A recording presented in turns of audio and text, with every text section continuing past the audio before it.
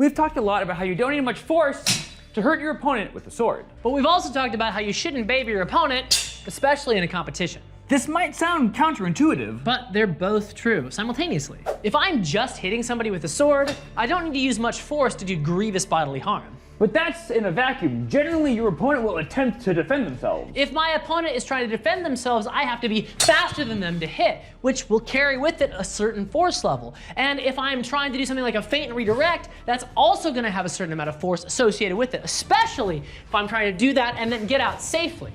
Now you can make the argument that we can do very light hits very quickly. But then we have to talk about quality. Would that light hit even do anything? There are snapping cuts, but they do require a certain amount of hit.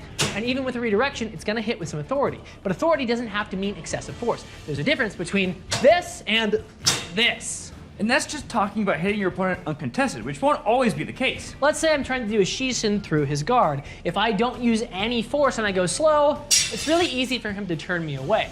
So I have to use the proper technique and the proper structure. And that's going to hit with a bit of authority. So while you don't need much power to damage your opponent, you might need enough power in order to hit your opponent. And ideally, we're using exactly the right amount of speed and power per situation, per opponent to hit, but not any more than that. But this isn't a perfect world, and combat sports can get messy. So it's important to learn to protect yourself and not rely on your opponent to be absolutely perfect in the middle of a crazy intense bout. HEMA is a contact martial art. And while we try everything we can to keep it safe, like using proper safety gear, moderating our force levels, fencing with control, having different tiers of classes in tournaments so you're not matched up against somebody who's much bigger, stronger, or more skilled than you, accidents still do happen and there are injuries. If you really don't want to get hit by a sword, you probably shouldn't be sword fighting.